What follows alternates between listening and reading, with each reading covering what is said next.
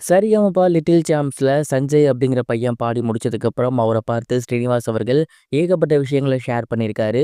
அதெல்லாம் என்ன அப்படிங்கிறது தான் இந்த ஒரு வீடியோல நம்ம பார்க்க போறோம். சரிகமபா லிட்டில் சாம்ப்ஸ் சீசன் 5க்கான மெகா ஆடிஷன் போய்க்கிட்டு இருக்கு. ஏகப்பட்ட இடங்கள்ல இருந்து ஏகப்பட்ட குழந்தைகள் பாடிட்டு இருக்காங்க. எல்லோருமே அவ்வளோ சூப்பரா பாடுறாங்க. யார செலக்ட் பண்றது, யார சொல்றதுன்னே தெரியாத அளவுக்கு தான் ரொம்ப ரொம்ப டஃப்பா இந்த ஒரு காம்படிஷன் போய்க்கிட்டு இருக்கு. கும்பகோணத்தைச் சேர்ந்த சஞ்சய் அப்படிங்கிற பையன் வந்து இந்த ஒரு காம்படிஷன்ல கலந்துக்கிட்டு ஒரு பாட்டு பாடியிருந்தாரு. குறிப்பா அம்மாவ பத்தி ஒரு பாட்டு பாடியிருந்தாரு. அவ்வளோ சூப்பரா அந்த பையன் பாடியிருந்தாரு. செலக்ட் ஆகிட்டாரு. அப்ப அவர பார்த்து ஸ்ரீனிவாஸ் அவர்கள் என்ன சொல்லியிருந்தாரு அப்படின்னா, "டேய் நீ வந்து சங்கீதம் கத்துக்கிட்டியா இல்லையா அப்படிங்கிறதுலாம் எனக்கு தெரியாது.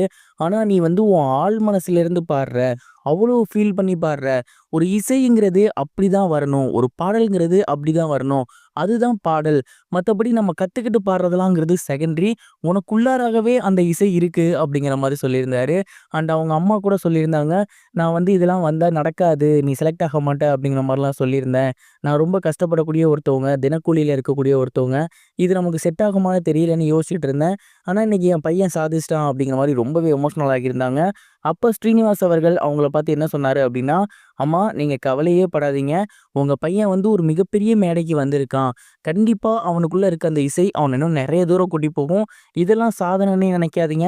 இத தாண்டி உங்க பையன் இன்னும் மிகப்பெரிய அளவுல சாதிப்பான்." அப்படிங்கிற மாரி சொன்னாரு. ஸ்ரீனிவாஸ் அவர்கள் சொன்னத கேட்டு அந்த பையனோட அம்மா ரொம்ப ரொம்ப எமோஷனல் ஆகிட்டாங்க.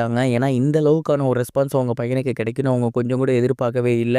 ரொம்ப ரொம்ப கஷ்டப்படக்கூடிய ஃபேமிலிலேருந்து வந்திருக்கிறதுனால, கண்டிப்பா டீமுமே இவங்கள நல்லபடியா பார்த்துப்பாங்க. கண்டிப்பா சஞ்சய் அப்படிங்கிற இந்த ஒரு பையன் இந்த சீசன்ல இந்த சீசனுமே பார்த்தீங்கன்னா, கிராமப்புற பாடல்கள் பாடுறதுக்கு அதிகப்படியான வாய்ப்புகள் இருக்கு. ஏன்னா இவரு கிராமப்புற பின்னணியை சேர்ந்தவர் தான். ஸோ கண்டிப்பா இந்த சீசன் முழுக்க முழுக்க நெறைய பேர வந்து அடையாளப்படுத்தும் அப்படின்னு நான் நெனைக்கிறேன். நீங்க என்ன நெனைக்கிறீங்க? மறக்காம கமெண்ட் பாக்ஸ்ல ஷேர் பண்ணுங்க.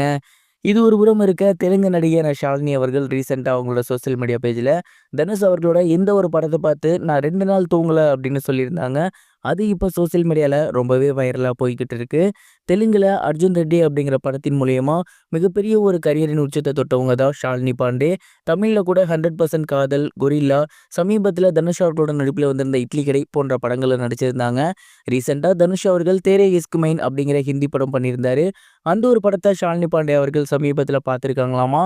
அண்ட் அந்த ஒரு படம் பார்த்து முடிச்சதுக்கப்புறம் அவ்வளவு எமோஷனலா இருந்துச்சு. தனுஷ் சார் வந்து ஆக்டிங் பண்ணல.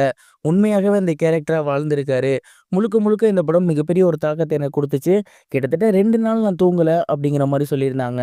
தனுஷ் அவர்களோட புதிய படத்த பத்தி ஷாலினி பாண்டே அவர்கள் சொல்லியிருக்கக்கூடிய கருத்து இப்ப சோசியல் மீடியால ரொம்பவே வேகமா பகிரப்பட்டு வந்துட்டு இருக்கு. அண்ட் நீங்க தேரே இஸ்க் மைன் பார்த்தீங்களா? படம் எப்படி இருக்கு? நெறைய பேர் ராஞ்சனா அளவுக்கு இல்லன்னு சொன்னாங்க. நீங்க என்ன நினைக்கிறீங்க? கமெண்ட் பாக்ஸ்ல ஷேர் பண்ணுங்க.